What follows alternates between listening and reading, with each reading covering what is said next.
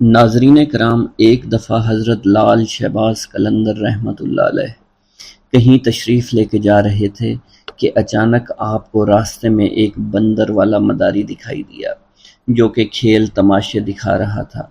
حضرت لال شہباز قلندر رحمۃ اللہ علیہ اس کے قریب گئے اور اس سے پوچھا، تم کون ہو؟ کہنے لگا، میں قلندر ہوں۔ اس دور میں تماشا دکھانے والے کو قلندر کہا جاتا تھا۔ اس نے آپ سے بے ساختہ کہہ دیا کہ آپ کون ہیں؟ تو آپ نے بھی مسکرا کر کہا کہ میں بھی قلندر ہوں۔ حضرت لال شہباز قلندر رحمۃ اللہ علیہ مسکرا دیے۔ وہ مداری والا آپ کو مسکراتا دیکھ کر بڑا حیران ہوا کہ آپ اس کی بات سن کر کیوں مسکرائے ہیں۔ وہ آپ سے پوچھ بیٹھا، آپ کون ہیں؟ تو سرکار حضرت لال شہباز قلندر نے فرمایا کہ میں بھی قلندر ہوں۔ وہ مداری کا تماشا دکھانے والا حیران ہوا اور کہنے لگا، آپ کے پاس نہ ریچھ ہے، نہ بندر ہے، نہ ڈگڈگی ہے، آپ کیسے تماشا دکھاتے ہیں؟ لال شہباز قلندر نے فرمایا، پہلے تم تماشا دکھاؤ، اس کے بعد ہم تماشا دکھائیں گے۔ آپ کا یہ فرمان سن کر ریچھ والے نے ڈگڈگی اٹھائی اور بجانے لگا۔ اس کی ڈگڈگی کی آواز سن کر بندریا یا اس کا ریچھ ناچنے لگا۔ اس نے کہا کہ اب آپ دکھائیے کہ ہم بھی تو دیکھیں آپ کون سا تماشا دکھانے لگے ہیں۔ حضرت لال شہباز قلندر اس کی بات سن کر دو درختوں کی ٹہنی پر کھڑے ہو گئے۔ اس سے کہا، نیچے سے گزر جاؤ، مگر یاد رکھنا آگے جا کر واپس مت پلٹنا۔ جب وہ تماشا دکھانے والا مداری آپ کے نیچے سے گزرا تو نظارہ بدل چکا تھا۔ وہ نہ سورج سامنے تھا، نہ دھوپ، نہ گرد و غبار، بلکہ سامنے بہت خوبصورت نظارے تھے، بہت خوبصورت پہاڑ تھے، بہت خوبصورت وادیاں تھی، سرسبز اور شاداب وادیاں۔ موسم نہ گرم زیادہ تھا نہ ٹھنڈا زیادہ تھا۔ وہ تماشا دکھانے والا اسی سوچ میں تھا۔ اس نے سامنے دیکھا کہ ایک بہت بڑا لشکر گھوڑوں پر سوار اس کی طرف آ رہا ہے۔ اس نے لشکر کو دیکھ کر سوچا کہ آج تو جان چلی گئی۔ بہرحال لشکر اس کے پاس پہنچا، اس میں سے سپہ سالار باہر آیا۔ تماشا دکھانے والا شخص کہتا ہے کہ بادشاہ سلامت، آپ کہاں غائب ہو گئے تھے؟ ہم آپ کو کب سے ڈھونڈ رہے ہیں۔ آپ کی سلطنت آپ کا انتظار کر رہی ہے۔ سلطنت کے لوگ آپ کے انتظار میں ہیں اور ملکہ کا رو رو کر برا حال ہو چکا ہے۔ آپ ہمارے ساتھ چلیے۔ اب وہ تماشا دکھانے والا آدمی گھوڑے پر سوار ہو کر ان کے ساتھ چل دیا۔ جب وہ محل میں پہنچا، عالی شان عمارت دیکھ کر حیران رہ گیا اور حیرانی سے عمارت کو دیکھ ہی رہا تھا۔ جیسے وہ اندر پہنچا، خوبصورت ملکہ اس سے گلہ شکوہ کرتے ہوئے اس سے گلے لگ گئی۔ کہنے لگی، کہاں رہ گئے تھے؟ میں بہت پریشان ہو گئی تھی۔ آپ کے لیے یا سلطنت کے سارے لوگ بہت پریشان ہیں۔ اس انسان کی حیرانگی کا آپ پتہ نہیں تھا۔ وہ حیران تھا، یہ سب ہو کیا رہا ہے؟ یہ خوبصورت وادیاں، یہ خوبصورت محل، خوبصورت ملکہ کس کی ہے؟ یہ مجھے کیوں اپنا سمجھ رہے ہیں؟ اس کے بعد وہ تماشا دکھانے والا آدمی تھوڑی ہی دیر بعد سب کچھ بھول کر شاہی لباس پہن کر تخت پر بیٹھ گیا۔ اس کے بعد وقت گزرتا گیا، بچے ہو گئے، شہزادے اب بڑے ہو گئے، بڑھاپا آ گیا، جسم میں جان، منہ سے ذائقہ چلا گیا۔ مطلب وہ انسان بڑھاپے کی حد تک پہنچ گیا۔ ایک دن وہی شخص اپنی سلطنت میں دریا کے کنارے بیٹھا سوچ رہا تھا کہ میرے ساتھ کیا ہوا تھا۔ اسی جستجو میں وہ شخص وہاں پہنچا جہاں کے درخت یا اس کی ٹہنی کے پاس سے وہ گزرا تھا۔ اس نے دیکھا کہ وہ درخت آج بھی وہاں موجود ہے۔ اس کو خیال آیا، چلو دیکھتے ہیں اس کے باہر کیا ہے اور میرے ساتھ آخر ہوا کیا تھا۔ وہ انسان ان درختوں کے نیچے سے جیسے ہی گزرا، وہ سارے کا سارا ماحول پھر سے بدل گیا۔ جو گزرا ہوا وقت تھا وہ واپس آ گیا۔ حضرت لال شہباز قلندر وہاں موجود تھے اور اس کی حالت جو بڑھاپے کی تھی وہ واپس بدل گئی، اور وہ سلطنت، وہ مہارانی، وہ شہزادے سب کے سب پیچھے چھوٹ گئے اور وہ واپس وہیں پر اپنے ریچھ کے پاس پہنچ گئے۔ حضرت لال شہباز قلندر رحمۃ اللہ علیہ اس وقت وہاں موجود تھے۔ وہ ڈگڈگی، وہ گرد و غبار، حضرت لال شہباز قلندر کھڑے ہوئے تھے۔ مداری کو اب ایسا لگا کہ وہ ایک خواب دیکھ رہا تھا، لیکن اس کے ساتھ جو بھی ہوا وہ ایک حقیقت تھی۔ وہ حیران تھا، یہ سب کیا ہوا ہے؟ اس شخص نے جیسے ہی لال شہباز قلندر کو دیکھا تو ان سے پوچھنے لگا، میری سلطنت، میری رانی، میرے شہزادے کہاں چلے گئے؟ لال شہباز قلندر نے مسکرا کر فرمایا، ایک تماشا تم نے ہم کو دکھایا تھا اور ایک تماشا ہم نے تمہیں آج دکھا دیا۔ واللہ عالم۔ ایک دفعہ سیون شریف میں قحط پڑ گیا۔ تمام نہریں سوکھ گئیں، کنویں سوکھ گئے، کھانے پینے کی چیزیں ختم ہو گئیں، لوگ بے حد پریشان ہو گئے، کسی کے زندہ بچنے کی امید نہیں تھی۔ اس مصیبت سے تنگ آ کر لوگ اکٹھے ہوئے، آپ کی خدمت میں حاضر ہوئے اور اللہ تعالیٰ کے حضور دعا کرنے کی درخواست کرنے لگے۔ آپ رحمۃ اللہ علیہ نے لوگوں سے فرمایا، تم سب لوگ اپنے گناہ کی معافی مانگو، میرے پیچھے کھڑے ہو جاؤ۔ تمام لوگ آپ کے پیچھے کھڑے ہو گئے۔ آپ نے اللہ کے حضور عاجزی انکساری کے ساتھ دعا فرمائی۔ ابھی آپ دعا مانگ کر اپنے حجرے میں داخل نہیں ہوئے تھے، اللہ تعالیٰ نے ان کی دعا سن لی اور باران رحمت برسنے لگی۔ ناظرین کرام، جس زمانے میں آپ گرنار میں مقیم تھے، آپ کے گرد حاجت مندوں کا ایک ہجوم سا لگا رہتا تھا۔ یہ زمانے بھر کے ستائے ہوئے بیمار لوگ تھے جنہیں حضرت لال شہباز قلندر رحمۃ اللہ علیہ کے تسکین آمیز کلمات جینے کا حوصلہ دیا کرتے تھے۔ شہر میں ایک دل گرفتہ بھی رہتا تھا جس کا جوان بیٹا گم ہو گیا تھا۔ بیٹی کی جدائی سے اس شخص کی یہ حالت ہو گئی تھی کہ دن رات روتا رہتا تھا۔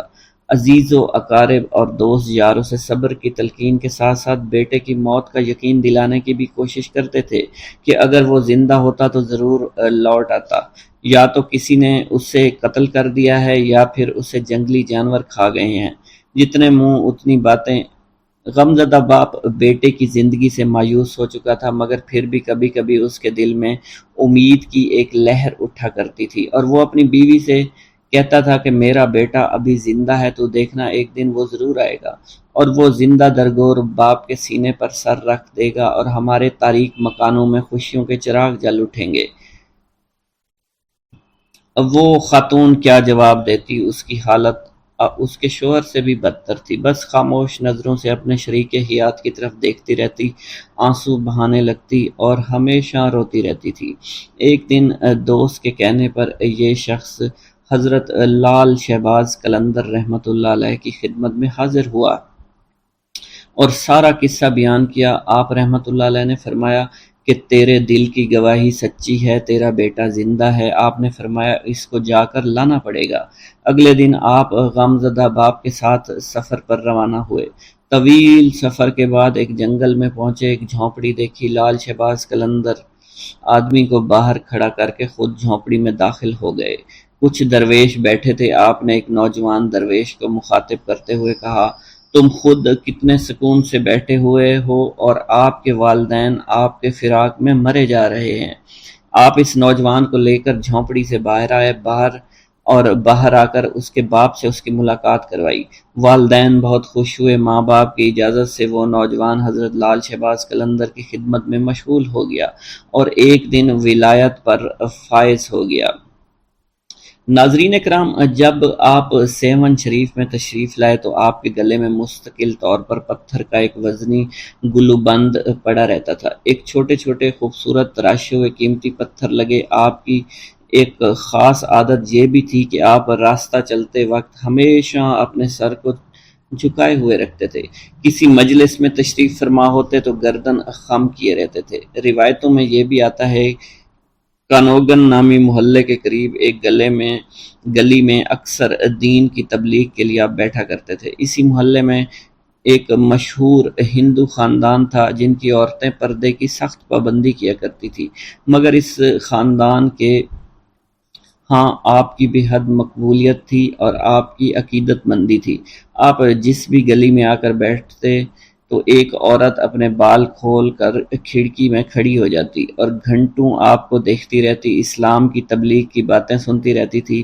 اس عورت کی دلی خواہش تھی کہ کسی طرح حضرت لال شہباز قلندر رحمۃ اللہ علیہ کے چہرے مبارک کا دیدار کر لے، مگر چونکہ آپ ہمیشہ اپنے سر کو جھکا کر بیٹھے رہتے تھے، اس لیے وہ عورت آپ کے چہرے مبارک کا دیدار کرنے میں کامیاب نہیں ہو سکی۔ ایک دن اس ہندو عورت نے وحشت کے عالم میں بالکنی سے نیچے چھلانگ لگا دی۔ لال شہباز قلندر کے قدموں میں گری اونچائی سے گرنے کے سبب وہ ہندو عورت شدید زخمی ہو گئی تھی، پس اس نے اسی وقت ایک نظر آپ کے چہرہ مبارک پر ڈالی اور فوت ہو گئی۔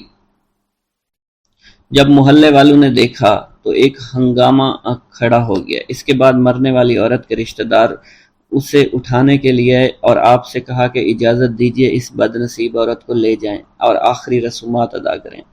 خاندان کے لوگوں نے آپ سے اجازت یوں چاہی تھی کیونکہ عورت کے مرنے کے بعد بے پردگی کے خیال سے لال شہباز قلندر رحمۃ اللہ علیہ نے اپنی چادر اس کے جسم پر ڈال دی تھی۔ اب یہ بات پہلے سے ہی اس ہندو خاندان میں مشہور ہو چکی تھی اور آپ کا چہرہ مبارک وہ خاتون دیکھنا چاہتی تھی، اور یہ خبر جنگل میں آگ کی طرح پھیلی ہوئی تھی۔ جب لوگوں نے آپ سے پوچھا تو آپ نے بے ساختہ فرمایا کہ مجھ سے کیا چاہتے ہو، یہ تمہاری امانت ہے، جہاں چاہو اسے لے جاؤ۔ اب رشتہ داروں نے زمین سے لاش کو اٹھانے کی کوشش کی، مگر وہ لاش ان لوگوں سے اٹھ نہیں سکی۔ لاش بے حد وزنی تھی، جس کے بعد 15 سے 20 افراد نے لاش کو اٹھانے کے لیے زور لگانا شروع کر دیا، مگر لاش تو زمین سے جیسے چپک گئی تھی۔ حضرت لال شہباز قلندر نے جب ان لوگوں کی پریشانی دیکھی تو لاش کے پاس آ کر فرمایا، اگر تم شہر کے تمام لوگوں کو بھی جمع کر کے لے آؤ تب بھی یہ لاش نہیں اٹھ پائے گی۔ اس عورت کے رشتہ داروں نے یہ سنا تو دنگ رہ گئے۔ پھر ان میں سے ایک نے پوچھا، آخر اس عورت سے کیا گناہ سرزد ہو گیا، اسے حضور معاف فرما دیں تاکہ اسے یہاں سے لے جا سکیں۔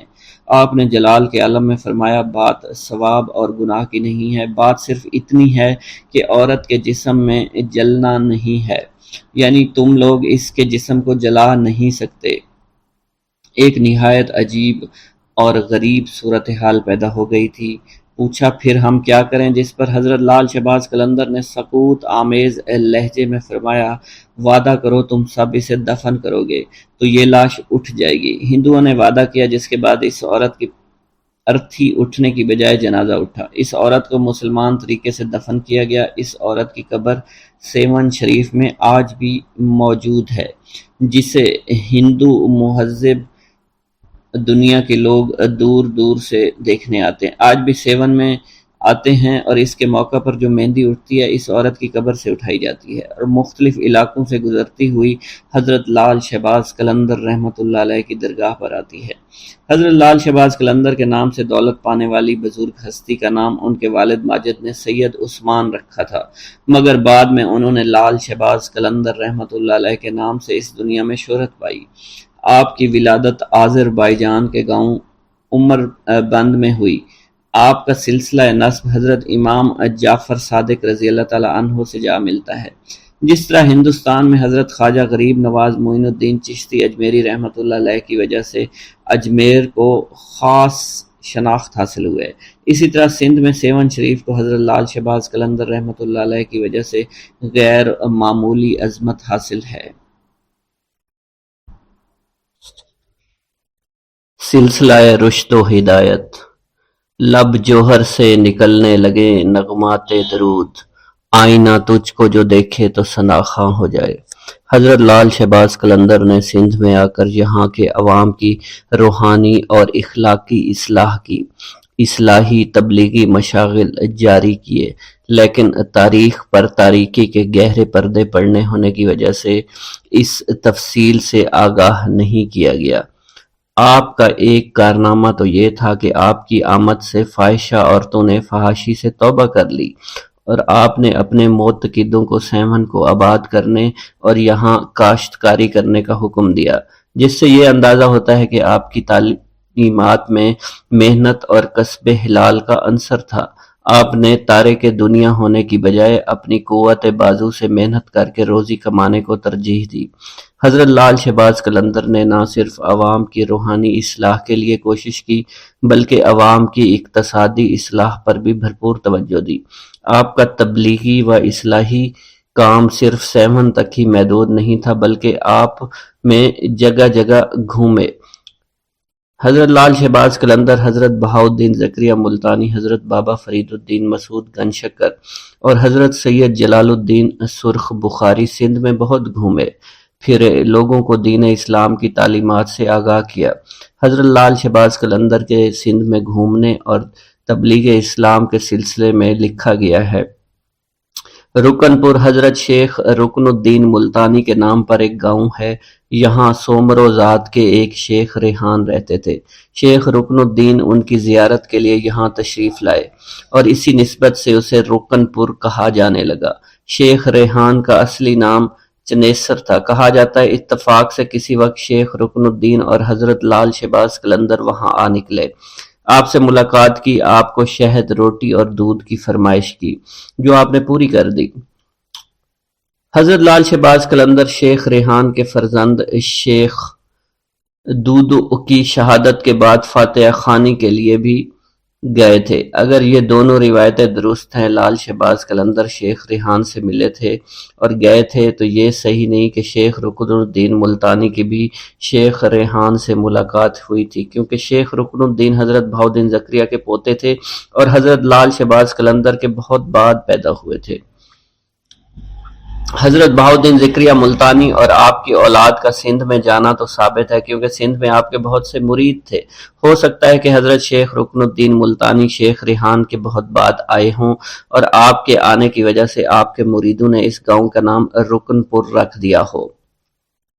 اس سے معلوم ہوتا ہے کہ حضرت لال شہباز قلندر شیخ بہاؤالدین زکریا ملتانی اور حضرت شیخ صدر الدین عارف اس جگہ سے گزرے تھے جہاں شیخ پٹا رہتے تھے۔ جب وہ گزر رہے تھے ان کو معلوم تھا یہاں کوئی اہل دل رہتا ہے۔ اس کے بعد وہ ان سے ملے۔ حضرت شیخ پٹا صدق اور یقین سے حضرت شیخ بہاؤالدین زکریا کے مرید ہوئے۔ واضح ہوتا ہے کہ حضرت لال شہباز قلندر نے حضرت شیخ بہاؤالدین زکریا ملتانی اور ان کے فرزند شیخ صدر الدین عارف کے ساتھ سندھ کا تبلیغی دورہ کیا تھا۔ ایک عوامی روایت ہے کہ حضرت لال شہباز قلندر سیون سے لاہور بھی گئے تھے، وہاں سے ہنگلاج، پھر کراچی آ کر منگھو پیر سے ملے۔ منگھ پیر سے ملاقات کا ذکر تو صاحب تفتۃ الکرام نے بھی کیا ہے۔ یہ بھی روایت ہے لال شہباز قلندر نے قدیم پاٹ میں حاجی اسماعیل پنوہر سے بھی ملاقات کی۔ قدیم پاٹ کے کھنڈرات کے قریب حاجی اسماعیل پنوہر کا مزار آج بھی موجود ہے۔ حضرت لال شہباز قلندر کے بھائی یا پھر چچا زاد بھائی تھے۔ اس سے معلوم ہوتا ہے کہ میاں لال یا تو لال شہباز قلندر کے ساتھ سندھ میں آئے یا حضرت لال شہباز قلندر کے سندھ میں اقامت اختیار کرنے کے بعد سندھ میں آئے اور آپ کے ساتھ سندھ کی سیاحت بھی کی۔ یہ بھی ہو سکتا ہے حضرت لال شہباز قلندر نے تبلیغ کے لیے آپ کو ٹھٹھا میں رہنے کا حکم دیا ہو۔ حضرت لال شہباز قلندر سیاحت کے دوران رشد و ہدایت کے ساتھ خالق حقیقی کی عبادت بھی کرتے رہے۔ تفتۃ الکرام کی روایت سے معلوم ہوتا ہے لال شہباز قلندر کندری نہر پر اور گنچا ٹکر کے نزدیک چلہ کش ہوئے۔ سیر و سیاحت کے بعد حضرت لال شہباز قلندر آئے تو وہاں سے شر و فساد اور برائی کو جڑ سے اکھیڑ دیا۔ اس کے بعد آپ مستقل مشغول رہنے لگے تھے۔ صاحب قلندر نے لکھا ہے لال شہباز قلندر سیون میں تشریف فرما ہوئے اور فساد کو ختم کر کے یاد حق میں مشغول رہنے لگے۔ حضرت لال شہباز قلندر مذہبی علوم کے عالم تھے۔ فارسی عربی پر آپ کو دسترس حاصل تھی۔ حضرت لال شہباز قلندر کی علمی قابلیت کی وجہ سے بیشتر اہل علم حضرات آپ کی خدمت میں حاضر ہوتے اور دینی اور دنیاوی مسائل کے بارے میں استفادہ کرتے۔ آپ کے متعلق یہ بات بھی بہت مشہور ہے کہ آپ نے شیخ الاسلام حضرت بہاؤالدین زکریا ملتانی کے مدرسہ میں بہت خدمات سر انجام دی۔ مشہور انگریز مورخ برٹن لکھتا ہے 1852 میں برصغیر پاک و ہند کے مدارس میں جو کتب عام طور پر پڑھائی جاتی تھی وہ سب کی سب حضرت لال شہباز قلندر رحمت اللہ علیہ کی تصنیف کردہ تھی۔ حضرت لال شہباز قلندر صاحب کشف و کرامت تھے۔ آپ سے بے شمار کرامات کا ظہور ہوا۔ ہندو عورت کی عقیدت۔ حضرت لال شہباز قلندر کی کرامت مشہور ہے کہ سیون شریف میں قیام کے دوران آپ کے گلے میں ایک گلوبند رہتا تھا جو کہ پتھر کا بنا ہوا تھا۔ اس گلوبند کی وجہ سے آپ کی گردن ہمیشہ جھکی رہتی تھی۔ آپ اللہ عز و جل کی عبادت اور ریاضت میں مشغول رہنے لگے تھے۔ اسی حالت میں اکثر آپ محلہ نوگا کے نزدیک ایک گلی میں جا کر بیٹھ جایا کرتے تھے۔ کانوگا ہندوؤں کا ایک مشہور خاندان تھا۔ یہ لوگ پردہ کی سخت پابندی کیا کرتے تھے۔ ان کی عورتوں کو اگر کہیں جانا ہوتا تو وہ ڈولی میں بیٹھ کر جایا کرتی تھی۔ حضرت لال شہباز قلندر جب اس گلی میں آ کر بیٹھتے تو وہ اس محلے کی ایک عورت چھپ کر کھڑکی سے آپ کو دیکھا کرتی تھی۔ آپ نے کبھی بھی اس عورت کی طرف نظر اٹھا کر نہیں دیکھا، چونکہ آپ کے گلے میں گلو بند رہتا تھا، اس لیے آپ اپنا چہرہ اٹھا کر کسی طرف نہیں دیکھا کرتے تھے۔ ایسی حالت میں وہ عورت بھی آپ کے چہرے کی زیارت نہیں کر سکتی تھی۔ یہ سلسلہ کافی عرصہ تک چلتا رہا۔ وہ عورت آپ کے دیدار پر قادر نہ آ سکی۔ آخر ایک دن اس قدر بےتاب ہوئی، کھڑکی سے چھلانگ لگا دی، آپ کے قدموں میں آ کر گر پڑی۔ اس نے آپ کے چہرہ دیکھا، اس کی روح قفس ارسری سے پرواز کر گئی۔ اس بات کی خبر پورے محلہ میں پھیل گئی۔ لوگ بھاگتے ہوئے آئے تاکہ اس عورت کی لاش کو اٹھا کر لے جائے۔ عورت کے گھر والوں نے اس کی لاش کو اٹھانا چاہا مگر وہ کامیاب نہیں ہو سکے۔ اس صورتحال کو دیکھ کر ان لوگوں نے آپ کی خدمت میں عرض کی کہ ہمیں لاش اٹھا کر لے جانے کی اجازت مرحمت فرمائیں۔ حضرت لال شہباز قلندر نے فرمایا، اگر تم سچے دل سے نیت کے ساتھ اس کو اٹھاؤ، تم اس کو جلانے کی بجائے دفن کرو تو پھر تمہیں اس کو اٹھانے کی اجازت دوں گا، ورنہ نہیں۔ ان لوگوں نے آپ سے وعدہ کیا وہ عورت کو دفن کریں گے۔ چنانچہ اب انہوں نے لاش کو اٹھانا چاہا تو وہ اٹھائی گئی۔ پھر انہوں نے اسے اسلامی اصولوں کے مطابق اسی محلہ میں بڑے دروازے کے نزدیک دفن کر دیا۔ اب بھی اس کا مزار وہاں موجود ہے، اور حضرت لال شہباز قلندر کا عرس مبارک ہوتا ہے تو وہاں آپ کی مہندی اٹھائی جاتی ہے اور بڑی دھوم دھام سے اس کو لے کر آپ کی درگاہ شریف پر لایا جاتا ہے۔ حضرت لال شہباز قلندر کا ملتان میں قیام۔ ملتان میں قیام کے دوران چونکہ ماہ رمضان کا مہینہ تھا تو ایک جگہ افطاری کا وقت قریب ہو گیا۔ سب نے مشورہ کیا کہ افطاری اسی جگہ پر کی جائے۔ چونکہ افطاری میں کافی وقت تھا تو آپ کے ساتھیوں میں سے کوئی پانی لینے کے لیے چلا گیا، کوئی جنگل میں لکڑیاں اکٹھی کرنے کے لیے چلا گیا۔ تھوڑی سی گندم آپ کے پاس موجود تھی جو حضرت لال شہباز قلندر رحمۃ اللہ علیہ نے پسوانے کے لیے رکھی ہوئی تھی۔ آپ اس گندم کو لے کر روانہ ہوئے۔ اس دور میں روایت کے مطابق یہ تھا کہ گھریلو عورتیں معاوضہ لینے کے بدلے میں گھر کی چکی میں گندم پیس دیا کرتی تھی۔ حضرت لال شہباز قلندر اس مقصد کے تحت ایک گھر کے قریب پہنچے جہاں پر آپ نے دیکھا ایک عورت اپنے گھر میں گندم پیس رہی تھی۔ اس عورت نے جب لال شہباز قلندر کو دیکھا تو وہ آپ کے حسن و جمال پر مائل ہو گئی، آپ پر دیوانہ وار عاشق ہو گئی۔ حالانکہ وہ عورت شادی شدہ تھی مگر پھر بھی اس کی نیت میں فطور آ گیا۔ وہ وہاں سے اٹھی، دروازے پر آ کر آپ سے پوچھنے لگی، آپ کس مقصد کے تحت میرے دروازے پر کھڑے ہیں؟ آپ نے اپنی گندم اس عورت کے حوالے کر دی اور کہنے لگے کہ میں آپ سے یہ گندم پسوانا چاہتا ہوں۔ وہ عورت گندم لے کر اپنے صحن میں واپس آ گئی اور گندم پیسنے لگی، لیکن اس عورت کی نیت بہت خراب تھی۔ اس نے گندم پیستے وقت لال شہباز قلندر کی طرف دیکھنا شروع کیا اور مسکرا کر بار بار آپ کی طرف متوجہ ہونے لگی۔ پیارے دوستو، یہ دیکھ کر حضرت لال شہباز قلندر نے عورت کی طرف کوئی توجہ نہیں دی اور سر جھکا کر آپ کے اللہ تعالیٰ کے ذکر میں مشغول ہو گئے۔ عورت بدستور للچائی نظروں سے آپ کی جانب دیکھتی رہی۔ اس کے ضبط کا بندھن اب ٹوٹ چکا تھا۔ لال شہباز قلندر عورت کی اس بری نیت کو دیکھ کر اٹھے، گندم وہیں چھوڑ کر گھر سے باہر جانے لگے۔ وہ عورت چونکہ بدکار تھی فوراً ہی سمجھ گئی کہ یہ درویش اب ہاتھ سے نکلنے والا ہے۔ چنانچہ اس نے آگے بڑھ کر آپ کا دامن پکڑ لیا اور زبردستی کرتے ہوئے آپ سے کہنے لگی، اگر آپ نے میری بات نہ مانی تو میں شور مچا دوں گی اور الزام لگا دوں گی۔ حضرت لال شہباز قلندر رحمۃ اللہ علیہ نے اس عورت کو سمجھاتے ہوئے کہا کہ تم ایک شادی شدہ عورت ہو، تمہارے لیے اپنے شوہر کے علاوہ کسی غیر مرد کی طرف بری نگاہ سے دیکھنا بھی بالکل حرام ہے۔ میں اس وقت روزے سے ہوں، مجھے تنگ نہ کرو، مجھے گناہ کی طرف رغبت مت دلاؤ۔ پیارے دوستو، آپ اس عزم کے ساتھ اس عورت سے بات کر رہے تھے اور اسے گناہ سے بچنے کی تلقین فرما رہے تھے، لیکن اس عورت پر شیطان پوری طرح سے غالب تھا، ہوس میں بالکل اندھی ہو چکی تھی۔ اس نے جب دیکھا کہ آپ کسی طرح اس کے قابو میں نہیں آ رہے تو اس نے غصے میں آ کر چور چور کا شور مچانا شروع کر دیا۔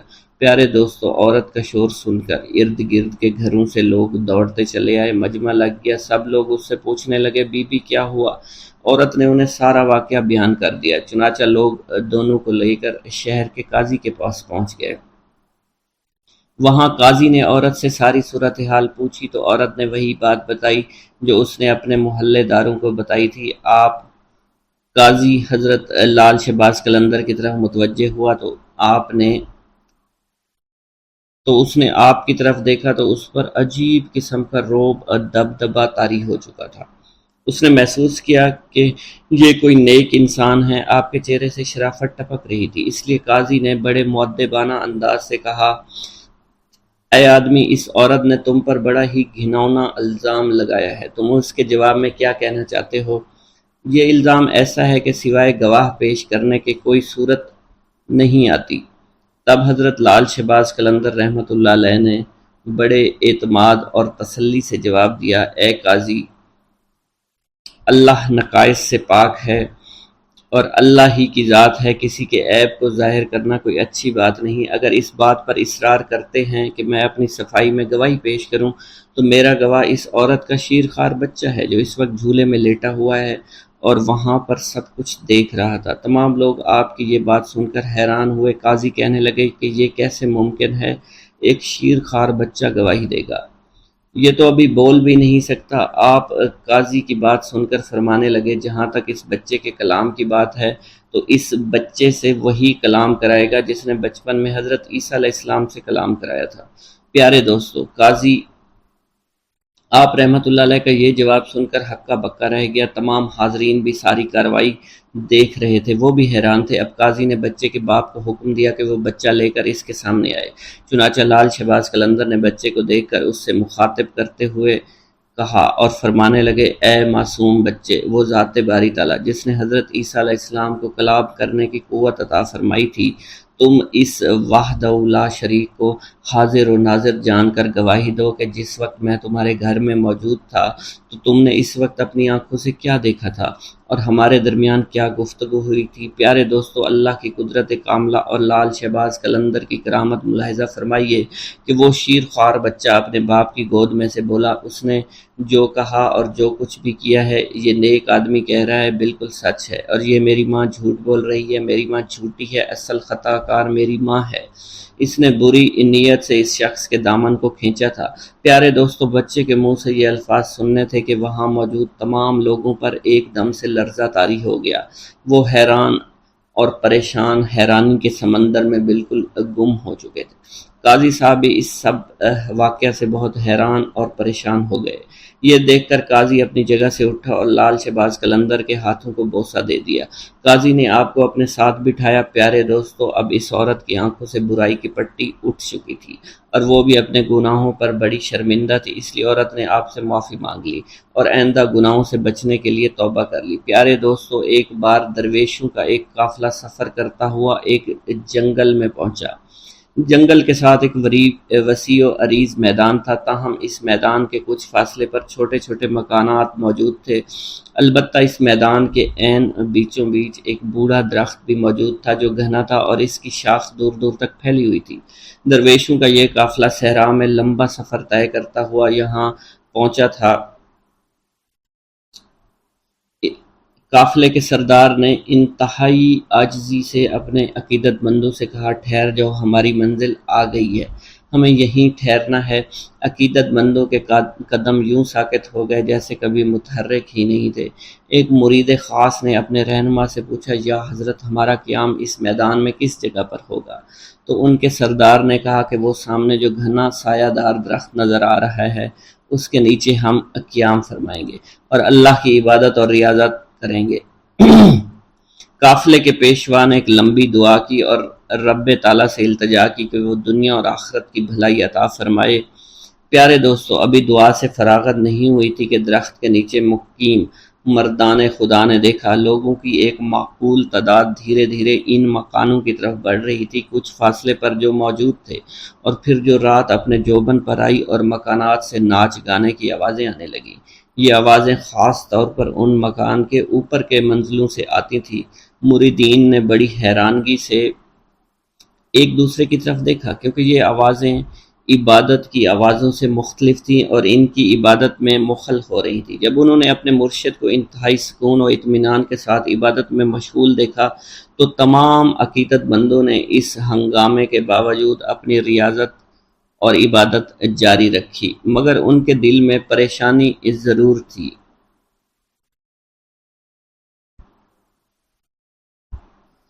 آدھی رات کے بعد سب آہستہ آہستہ واپس جانے لگے۔ شور شرابہ تھم گیا، ناچ گانے کی آوازیں دم توڑ گئیں۔ یوں رات تمام عقیدت مندوں نے نماز فجر انتہائی سکون اور اطمینان کے ساتھ ادا کی اور اللہ تعالیٰ سے التجا کی، اے رب کائنات، مکانوں کے رہنے والے بھٹکے ہوئے لوگ محسوس ہوتے ہیں اور انہیں ہدایت کی راہ سے آشنا کر دے، ہمیں ذکر و فکر کے دوران سکون و اطمینان عطا کر، بے شک تو ہر چیز پر قدرت رکھتا ہے اور جسے چاہے ہدایت دے، فیض یاب کرنا تیرا ہی کام ہے اور تیری مرضی اور تیری منشا کے بغیر کسی کو ہدایت مل ہی نہیں سکتی۔ پیارے دوستو، جب سورج نے اپنی حرارت سے زمین کو گرمانا شروع کیا تو ان مکانوں کے مکین باہر نکلنا شروع ہوئے، تو مردان درویش میں سے 2 آدمی ان کے پاس گئے تاکہ پتہ کر سکیں کون لوگ ہیں، ان کا تعلق کس مذہب سے ہے، ان کا معاش کیا ہے۔ معلوم ہوا کہ وہاں پر زیادہ تر ہندوؤں کی تعداد تھی، جن میں کثیر تعداد بازاری عورتوں کی تھی جن کا ذریعہ معاش ناچ گانا بدکاری تھا۔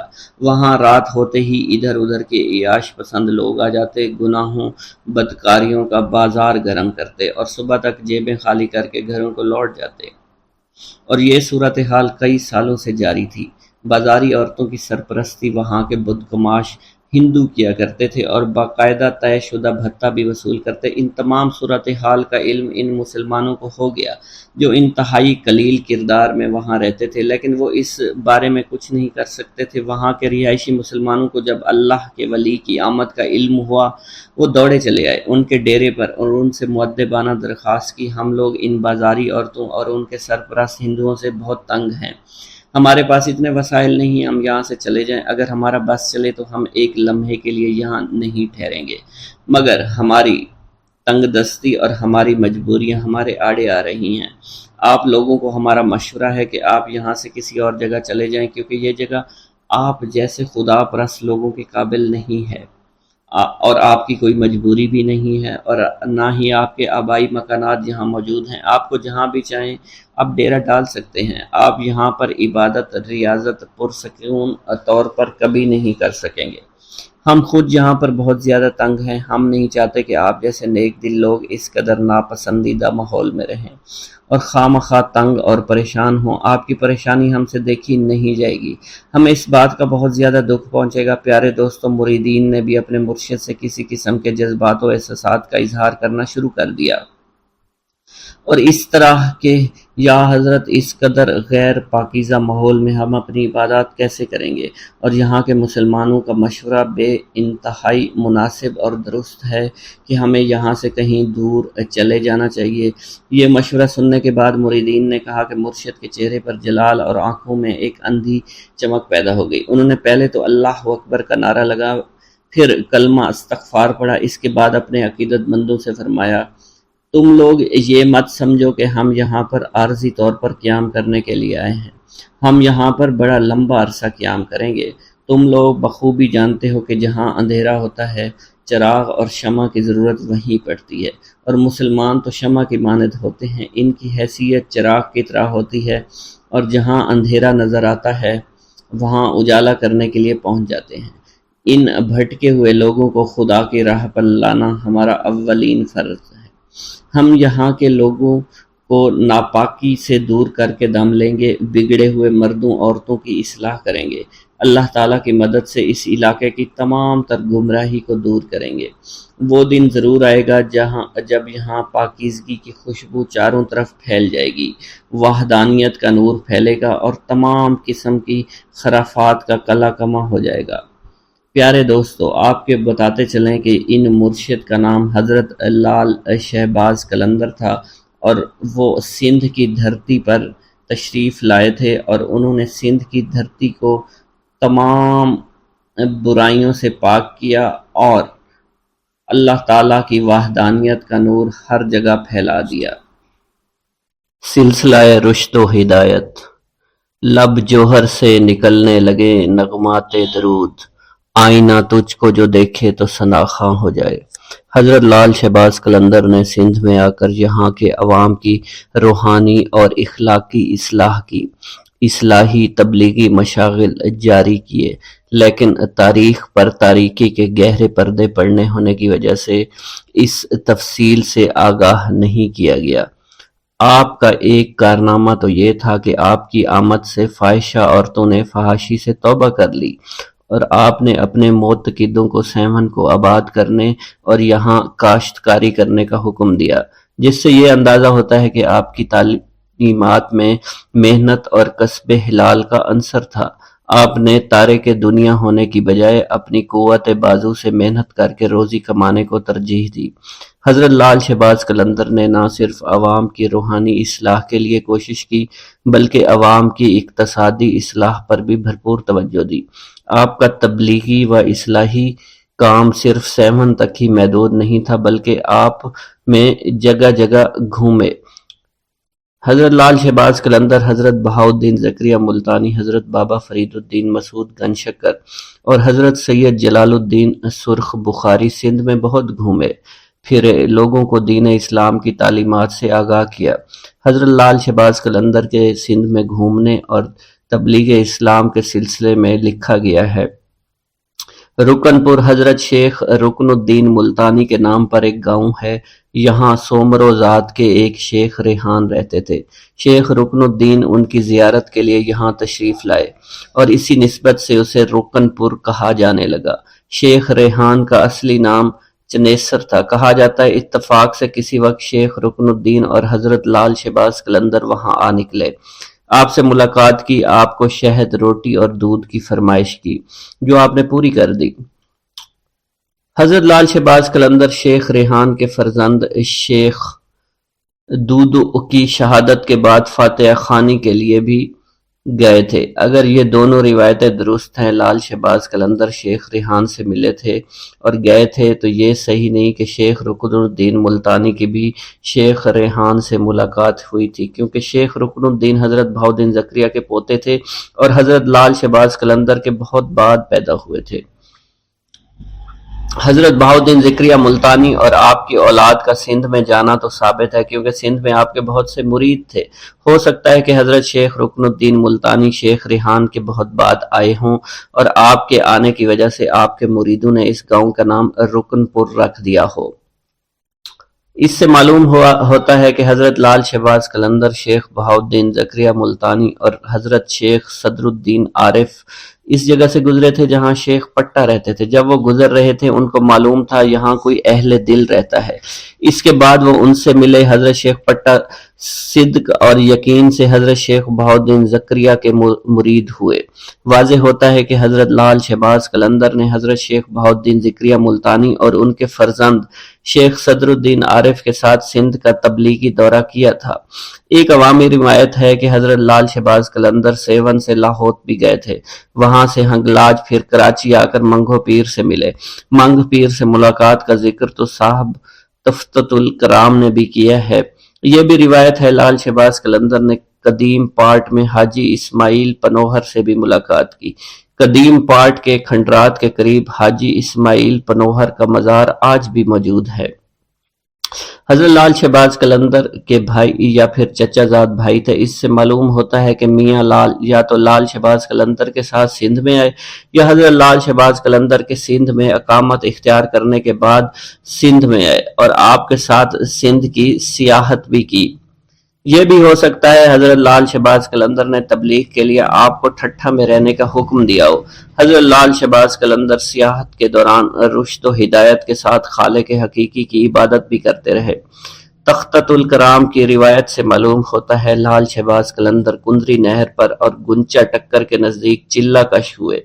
سیر و سیاحت کے بعد حضرت لال شہباز قلندر آئے تو وہاں سے شر و فساد اور برائی کو جڑ سے اکھیڑ دیا۔ اس کے بعد آپ مستقل مشغول رہنے لگے تھے۔ صاحب قلندر نے لکھا ہے لال شہباز قلندر سیون میں تشریف فرما ہوئے اور فساد کو ختم کر کے یاد حق میں مشغول رہنے لگے۔ حضرت لال شہباز قلندر مذہبی علوم کے عالم تھے۔ فارسی عربی پر آپ کو دسترس حاصل تھی۔ حضرت لال شہباز قلندر کی علمی قابلیت کی وجہ سے بیشتر اہل علم حضرات آپ کی خدمت میں حاضر ہوتے اور دینی اور دنیاوی مسائل کے بارے میں استفادہ کرتے۔ آپ کے متعلق یہ بات بھی بہت مشہور ہے کہ آپ نے شیخ الاسلام حضرت بہاؤالدین زکریا ملتانی کے مدرسہ میں بہت خدمات سر انجام دی۔ مشہور انگریز مورخ برٹن لکھتا ہے 1852 میں برصغیر پاک و ہند کے مدارس میں جو کتب عام طور پر پڑھائی جاتی تھی وہ سب کی سب حضرت لال شہباز قلندر رحمت اللہ علیہ کی تصنیف کردہ تھی۔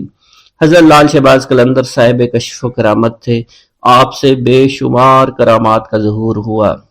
ہندو عورت کی عقیدت۔ حضرت لال شہباز قلندر کی کرامت مشہور ہے کہ سیون شریف میں قیام کے دوران آپ کے گلے میں ایک گلوبند رہتا تھا جو کہ پتھر کا بنا ہوا تھا۔ اس گلوبند کی وجہ سے آپ کی گردن ہمیشہ جھکی رہتی تھی۔ آپ اللہ عز و جل کی عبادت اور ریاضت میں مشغول رہنے لگے تھے۔ اسی حالت میں اکثر آپ محلہ نوگا کے نزدیک ایک گلی میں جا کر بیٹھ جایا کرتے تھے۔ کانوگا ہندوؤں کا ایک مشہور خاندان تھا۔ یہ لوگ پردہ کی سخت پابندی کیا کرتے تھے۔ ان کی عورتوں کو اگر کہیں جانا ہوتا تو وہ ڈولی میں بیٹھ کر جایا کرتی تھی۔ حضرت لال شہباز قلندر جب اس گلی میں آ کر بیٹھتے تو وہ اس محلے کی ایک عورت چھپ کر کھڑکی سے آپ کو دیکھا کرتی تھی۔ آپ نے کبھی بھی اس عورت کی طرف نظر اٹھا کر نہیں دیکھا، چونکہ آپ کے گلے میں گلو بند رہتا تھا، اس لیے آپ اپنا چہرہ اٹھا کر کسی طرف نہیں دیکھا کرتے تھے۔ ایسی حالت میں وہ عورت بھی آپ کے چہرے کی زیارت نہیں کر سکتی تھی۔ یہ سلسلہ کافی عرصہ تک چلتا رہا۔ وہ عورت آپ کے دیدار پر قادر نہ آ سکی۔ آخر ایک دن اس قدر بےتاب ہوئی، کھڑکی سے چھلانگ لگا دی، آپ کے قدموں میں آ کر گر پڑی۔ اس نے آپ کے چہرہ دیکھا، اس کی روح قفس ارسری سے پرواز کر گئی۔ اس بات کی خبر پورے محلہ میں پھیل گئی۔ لوگ بھاگتے ہوئے آئے تاکہ اس عورت کی لاش کو اٹھا کر لے جائے۔ عورت کے گھر والوں نے اس کی لاش کو اٹھانا چاہا مگر وہ کامیاب نہیں ہو سکے۔ اس صورتحال کو دیکھ کر ان لوگوں نے آپ کی خدمت میں عرض کی کہ ہمیں لاش اٹھا کر لے جانے کی اجازت مرحمت فرمائیں۔ حضرت لال شہباز قلندر نے فرمایا، اگر تم سچے دل سے نیت کے ساتھ اس کو اٹھاؤ، تم اس کو جلانے کی بجائے دفن کرو تو پھر تمہیں اس کو اٹھانے کی اجازت دوں گا، ورنہ نہیں۔ ان لوگوں نے آپ سے وعدہ کیا وہ عورت کو دفن کریں گے۔ چنانچہ اب انہوں نے لاش کو اٹھانا چاہا تو وہ اٹھائی گئی۔ پھر انہوں نے اسے اسلامی اصولوں کے مطابق اسی محلہ میں بڑے دروازے کے نزدیک دفن کر دیا۔ اب بھی اس کا مزار وہاں موجود ہے، اور حضرت لال شہباز قلندر کا عرس مبارک ہوتا ہے تو وہاں آپ کی مہندی اٹھائی جاتی ہے اور بڑی دھوم دھام سے اس کو لے کر آپ کی درگاہ شریف پر لایا جاتا ہے۔ بسم اللہ الرحمن الرحیم۔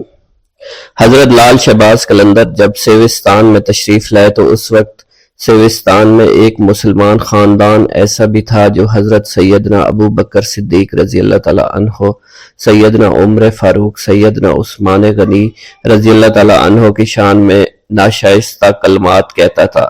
خاندان کے ایک رئیس کی یہ عادت تھی کہ وہ ہر ماہ چاند کی 3 تاریخ کو ایک بلند مقام پر کھڑا ہو جاتا اور اپنی جماعت کے لوگوں کے سامنے ان خلفائے ثلاثہ کو برا بھلا کہتا۔